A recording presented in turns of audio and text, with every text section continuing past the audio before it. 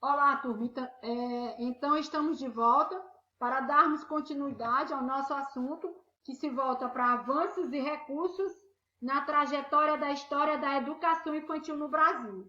No final do nosso vídeo aula, parte 2 deste conteúdo, não ficou bem claro essa questão aqui de Fundef, do financiamento, na verdade, da educação infantil. Então, nós vamos iniciar aqui a parte 3 do nosso conteúdo, revendo essa questão do financiamento da educação infantil.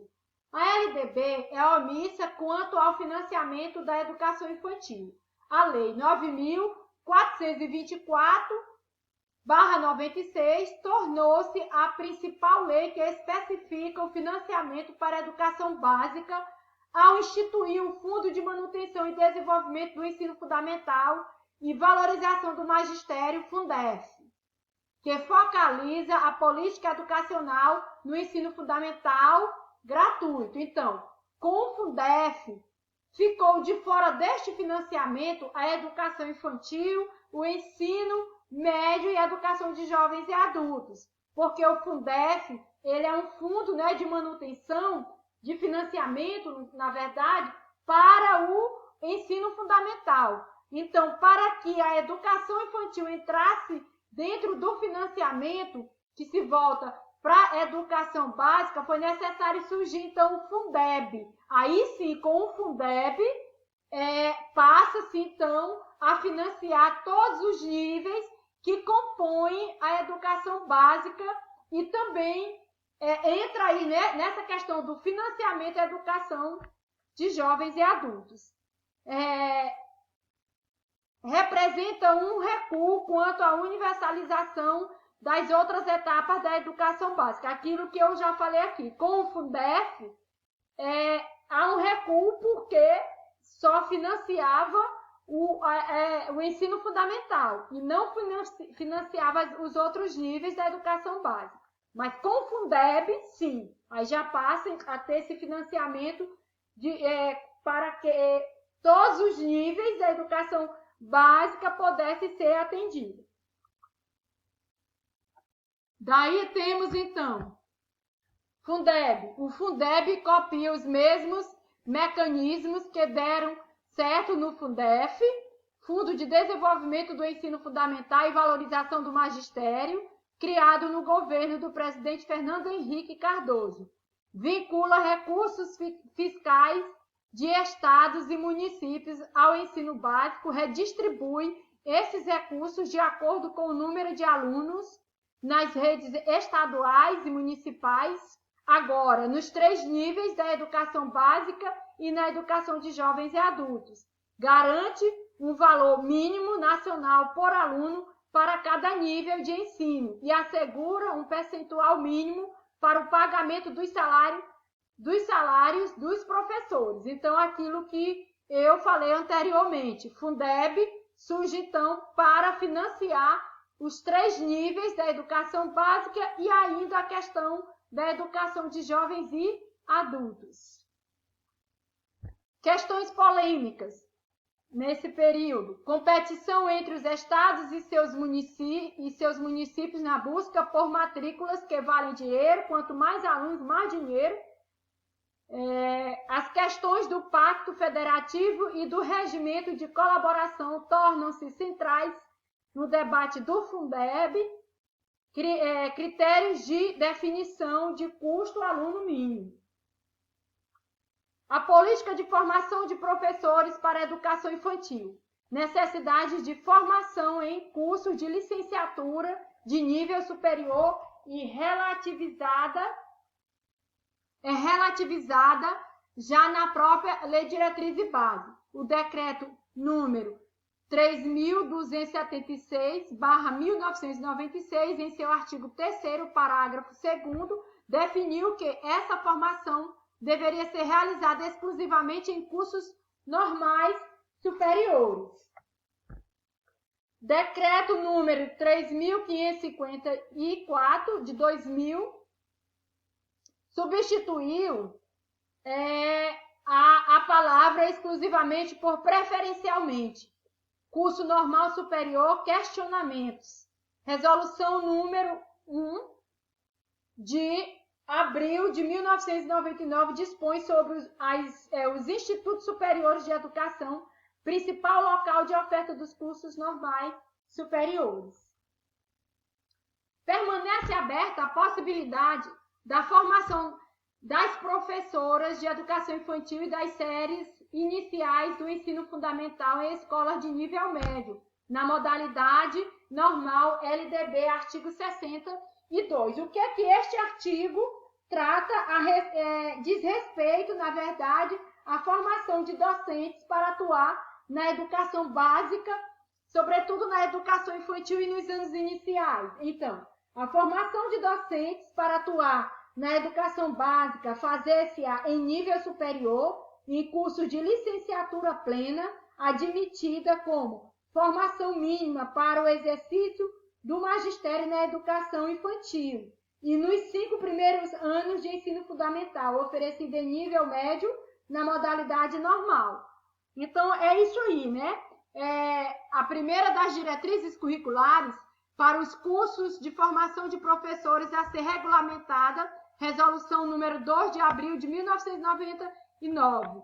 Então, pelo Conselho, então, pela Câmara, na verdade, de Educação Básica e Conselho Nacional de Educação. Tal tendência é acentuada nos pareceres Conselho Nacional de Educação, Câmara de Educação Básica, número 1, no caso, e 3 de 2003. A resolução do Conselho Nacional de Educação e Câmara de Educação Básica, número 3 de 2003, número 1, na verdade, de 2003, incentivo à manutenção da formação em nível médio. 2 pontos distintos aqui nessas discussões. Um defendido pelo movimento dos educadores, o locus privilegiado para essa formação é a universidade.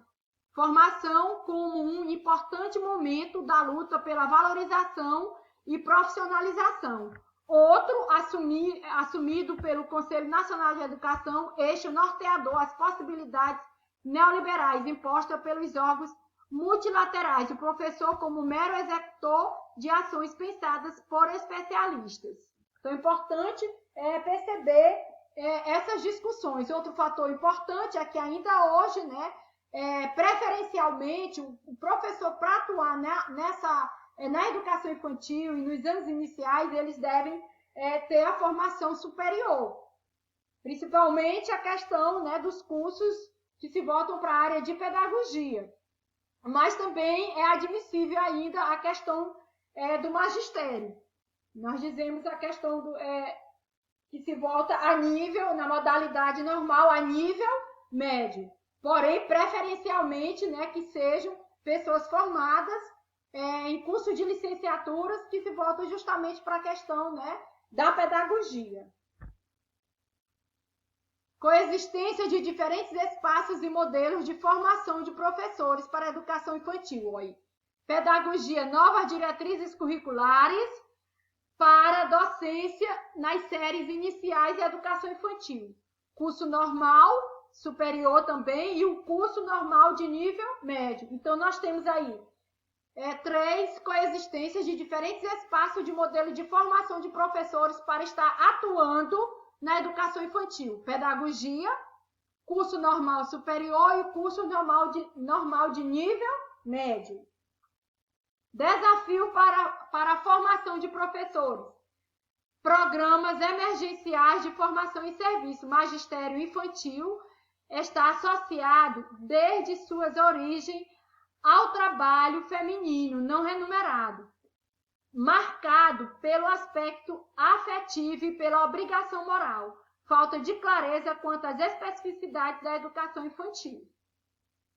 Então, essa questão do magistério, do exercício na docência que se volta para a educação infantil, já teve suas origens, né, desde o trabalho feminino não remunerado, aquele trabalho voluntário. Claro que hoje isso mudou, né? Hoje se requer professores qualificados, sobretudo de maneira preferencial, em nível superior e qualificados, bem, na verdade, qualificados para atuar nesse nível. E também são remunerados, mas a sua origem já se dá a partir do trabalho feminino não remunerado, aquele trabalho de maneira voluntária. Em 1998 a 1999, definição das diretrizes nacionais para a educação infantil pelo Conselho Nacional de Educação. Princípios éticos de autonomia, da responsabilidade, da solidariedade, do respeito ao bem comum, princípios políticos dos direitos e deveres de cidadania, do exercício da criticidade e do respeito à ordem democrática, princípios estéticos da sensibilidade, da criatividade, da ludicidade, da qualidade e da diversidade de manifestações artísticas e culturais. Então, em 1998 a 1999, essas diretrizes que foram colocadas através das definições das diretrizes nacionais para a educação infantil pelo Conselho Nacional da Educação. Princípios estes aqui expostos neste momento. Educação infantil. O que é, dentro de todo esse contexto, na verdade, a educação infantil? Direito da criança, envolvimento da família e professores e outros profissionais na elaboração da proposta pedagógica na educação infantil. Primeiro passo, né? A criança tem direito de participar de uma educação infantil com qualidade. A família, os professores e outros profissionais devem trabalhar junto, de forma conjunta e recíproca, para que haja todo o envolvimento que se volte para o sentido de possibilitar um ensino de qualidade para as crianças na educação infantil, o ambiente e as atividades adequadas ao desenvolvimento integral da criança, todo o ambiente, a estrutura, né, da escola que fornece a educação infantil, ela tem que ser preparada e adequada ao desenvolvimento integral da criança. A avaliação sem objetivo de promoção. Então, a avaliação, ela não vai ter esse sentido de pontuar o aluno para que ele possa progredir para o ensino fundamental através de notas. Você vai avaliar o aluno mais de maneira qualitativa. Por isso que diz avaliação sem objetivo de promoção. Então, em 1999, formulado pelo MEC, o Referencial Curricular Nacional para a Educação Infantil. Nesse referencial consta-se justamente o seguinte: exigências para o funcionamento de creches e pré-escolas. Primeiro, exigência da proposta pedagógica curricular ou regimento escolar. Segundo, formação de professores e outros profissionais. Terceiro, característica do espaço físico e equipamento básico. Quarto, razão, professor por criança. E quinto, vinculação ao sistema de ensino. Essa razão é a quantidade, né, de um professor, de um certo número de crianças por professor. Tipo, uma sala de educação infantil, 15 alunos, no máximo 15 alunos, um professor. É importante, né, excedendo esse número, ter mais de um professor. Enfim, todas essas exigências aqui expostas no sentido de tornar a educação infantil mais adequada para desenvolver as crianças nessa faixa, né, estudantil, faixa etária que se volta para a questão estudantil na educação infantil. Então, nós vamos ter a parte 4 ainda deste conteúdo, e aí até o próximo vídeo aula, que nós vamos estar expondo na sequência.